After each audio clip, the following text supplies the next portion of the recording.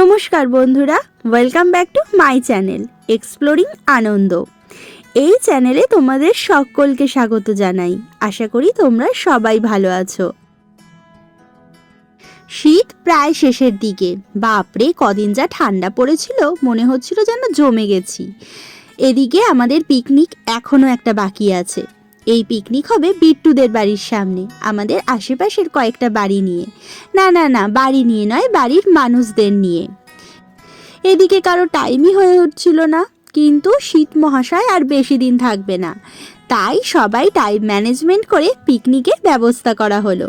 আগের বছর যখন পিকনিক হয়েছিল, পিকনিকের সব খাবার আমি বাড়িতে বসে খেয়েছি, কারণ ঈশান ছিল তখন গুটি পোকা। এদিকে এবছর ঈশানকে নিয়েই আমি পিকনিকে হাজির। 4 ফেব্রুয়ারি ধার্য হলো আমাদের পিকনিকের দিন। দুপুরবেলা থেকেই হইচই শুরু হয়ে গেল, কারণ পিকনিক হবে রাত্রে। কিন্তু ওই হইচইতে আমি উপস্থিত থাকতে পারলাম না। আমাদের পিকনিকের মেনু হলো, স্টার্টারে ছিল চিকেন পকোড়া আর ছিল গরম গরম কফি, আর মেন আইটেম হচ্ছে চিকেন চাপ সাথে চিকেন বিরিয়ানি। এদিকে পকোড়া স্টার্ট হয়ে গেছে, আর পকোড়া করছে দাদা ভাই। আমাদের পিকনিক ডিপার্টমেন্টে একজন হেড আছে, আর এই হেড হলো বাপিদা, অর্থাৎ আমাদের দাদা ভাই। এই সব কটা আইটেম কফি বাদে রান্না করবে বাপিদা। আর এই দাদা ভাই কিন্তু ভীষণ ভালো রান্না করে। কফি করেছে আমাদের বৌদি, অর্থাৎ বিট্টুর মা। কফিও ছিল অসাধারণ। এদিকে পিকনিক স্পটে গিয়ে ঈশানবাবু তো বিট্টুদের ঘরেই ঢুকে গেছে, আর ওখানে গিয়ে চালু হয়ে গেছে ওর কার্টুন দেখতে দেখতে ও বেশ হাঁটি হাঁটি পা দিচ্ছে ওর দাদা ভাইয়ের সাথে। এদিকে খুন্তি হাতে নিয়ে আমি বসে পড়েছি বেরেস্তা ভাজতে। দাদাভাইকে একটু সাহায্য করতে হবে তো, এত রান্না দাদাভাই একা কি করতে পারবে? না, দাদাভাই একাই করতে পারবে, কারণ দাদাভাই একাই 100। এই বিরিয়ানি দাদাভাই একাই রান্না করবে, আর আমি খুন্তি হাতে নিয়ে একটু পোজ দিচ্ছিলাম ফটো তোলার জন্য, সাথে ভিডিওর জন্য। এই পিকনিকে আমরা টোটাল ছিলাম 22 জন এক জায়গায় একসাথে হইচই। ভাবতেই পারছো কত মজা হয়েছে। এদিকে বেরেস্তা আমাদের রেডি হয়ে গেছে। এই দিকে তো পিকনিকে একটু নাচ গান না হলে ভালো লাগে, তাই রান্না করতে করতেই সবাই আমরা নাচতে শুরু করে দিয়েছিলাম, সাথে দাদা ভাইও। আর ওইদিকে ঈশানবাবু আর ঈশানবাবুর দাদা ভাই বিট্টুর কোলে, সে তো কি নাচ! সবাই নাচ করছে, সবাই নাচ দেখে আমারও একটু নাচ করতে ইচ্ছা করলো। আমিও একটু নাচ করে নিলাম। বদতমিজ দিল বদতমিজ দিল বদতমিজ দিল, মানে না।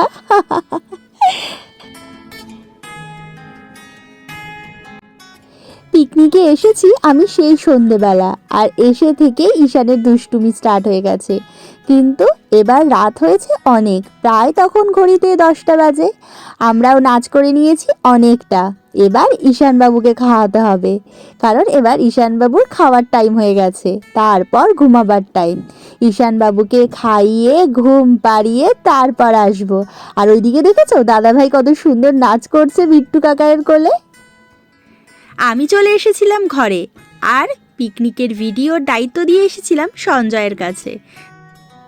শীতকাল আসলেই এই পিকনিকগুলো করার মজাই আলাদা, কারণ বাইরের ওয়েদার থাকে তখন খুব সুন্দর। আবার 1 বছরের অপেক্ষা, সবাই মিলে এক জায়গায় এইভাবে পিকনিক করতে কিন্তু ভীষণ ভালো লাগে, যেটা গরমকালে একদমই পসিবল হয় না।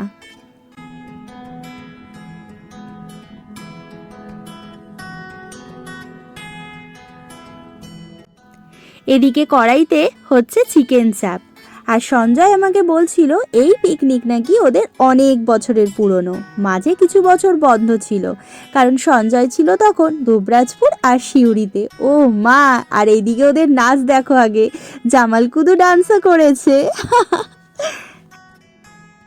আমিও এদিকে বিয়ের পর থেকেই দুবরাজপুর আর সিউড়ি এখানে পিকনিক করার সুযোগ আমার আর হয়নি।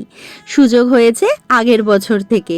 ঈশান হওয়ার পর থেকেই এই পিকনিক আবার স্টার্ট হয়ে গেছে, কারণ এখন তো আমরা এখানেই থাকি, সিউড়ি আর দুবরাজপুর যাওয়ার নেই। কিন্তু যখন সিউড়ি কোয়ার্টারে থাকতাম, তখন আমরা কোয়ার্টারে সবাই মিলে পিকনিক করতাম। পিকনিক করতে আমার বেশ ভালো লাগে। আর ওইদিকে চিকেন চাপ আমাদের রেডি। আবার এদিকে হাতা খুন্তি নিয়ে স্টার্ট হয়ে গেছে নাচা। ওরে বাপ রে বাপ! এই সময় কিন্তু আমি চলে এসেছিলাম, খুব মজা লাগছিল। আর আমি কিন্তু সবার ভিডিও করেছি। ওরে বাপ রে বাপ! দাদাভাইয়ের নাচ দেখো তোমরা। দাদাভাইয়ের পেছনেই রয়েছে বৌদি। বৌদি কিন্তু দাদাভাইকে ভালোই সাথ দিচ্ছে। চিকেন চাপ তো রেডি হয়ে গেছে, এইদিকে চিকেন বিরিয়ানির এবার পালা। ওইদিকে ভাতও হয়ে গেছে, আর এদিকে আলু আর চিকেন বিরিয়ানির জন্য চিকেন কষানো শুরু।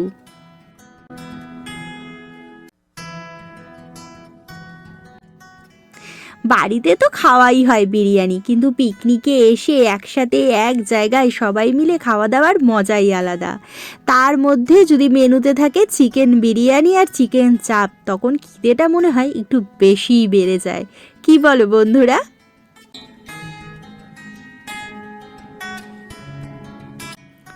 বাস আর কিছুক্ষণের অপেক্ষা, এবার বিরিয়ানি যাবে হচ্ছে দম হতে, তারপরই আমরা খেয়ে নেব গরম গরম চিকেন বিরিয়ানি। কিন্তু রাত হয়ে গেছে অনেক, আর ঠান্ডাও আজকে একটু কিন্তু বেশিই লাগছে।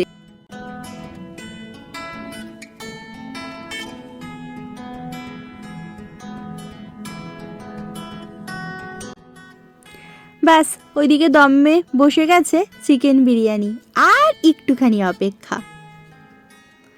কমপ্লিট, বিরিয়ানি আমাদের কমপ্লিট।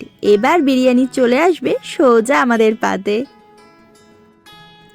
ঈশানবাবুকে খাইয়ে ঘুম পাড়িয়ে আমি চলে এসেছিলাম পিকনিক স্পটে। এবার খাওয়ার পালা। যেহেতু আমরা সবাই মিলে প্রথমে একটু নাচ করছিলাম, তাই ঠান্ডাটা তখন কম লাগছিল, কিন্তু এখন যখন খেতে বসে পড়েছি এখন কিন্তু বেশ ঠান্ডা লাগছে। আর ওইদিকে পাতে পড়ে গেছে চিকেন চাপ, সাথে চিকেন বিরিয়ানি। এবার শুধু গপ গপ করে খাওয়ার পালা।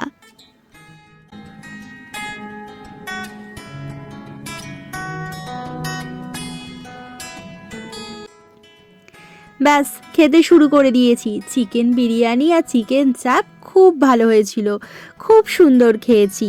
এবছরের মতো পিকনিক আমাদের এখানেই শেষ। পরের বছরের অপেক্ষায় আবার থাকলাম।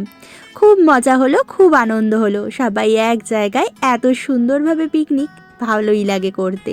তাহলে বন্ধুরা, আমার ব্লগ এখানেই শেষ হলো। তোমরা ভালো থেকো, সুস্থ থেকো আর সাবধানে থেকো। এখনের মতো টাটা।